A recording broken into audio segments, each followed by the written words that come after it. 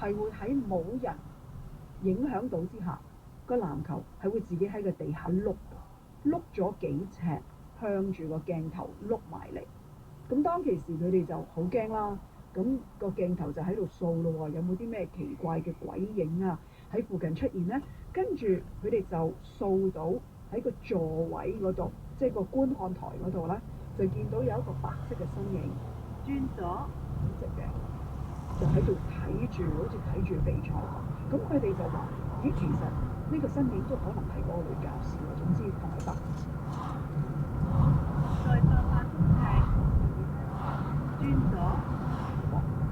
因為後來呢間學校咧就封咗之後就賣館啦，疫情之後咧，其實有建築商就買咗呢一間學校，就諗住拆咗佢嚟到起一個大約有92個 unit 嘅一個大廈單位。